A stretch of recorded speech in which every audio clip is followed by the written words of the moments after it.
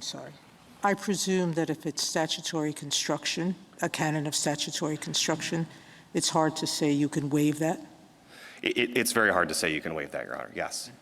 I just wanted to ask if, on your understanding of Title IX, you could have separated by sex classrooms in biology or math based on some evidence that you have that say men are better at math and science. What are the limits to your Title IX theory? So I think your instinct there in part arises from the fact that we're skeptical of any notion that there are inherent differences. So I want to kind of acknowledge the real reality of this. Well, your whole position in this case depends on there being inherent differences, right? It does, and I think that that's exactly why discrimination in the Title IX context, where it acknowledges merely inherent biological differences, that's not discrimination, that's a distinction. And I think that's consistent with this court's longstanding understanding of what discrimination means. It looks to differential treatment of similarly situated individuals. So even in a case like North Haven, you're talking about differential treatment of similarly situated individuals.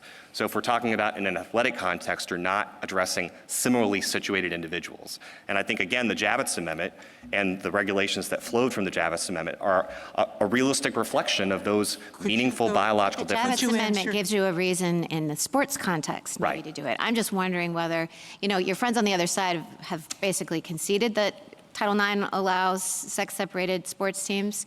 So I don't know that we need to really get into that. I'd be a little bit concerned about what the ramifications of that might be. And the Javits Amendment, in the context of sports, makes a difference anyway. But more broadly, I mean, if a state produced some studies saying, listen, women's presence in, calculus is holding men back because they're so much more capable and they can just move so much more quickly, seems to me like there'd be some risk on your understanding that that would be okay.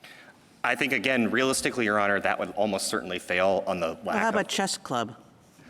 A chess distinction, I think, again, might fail because there's an actual lack of evidence of meaningful physiological differences that are reflected in the existence of the express regulations in the athletics context. I mean, I think a lot of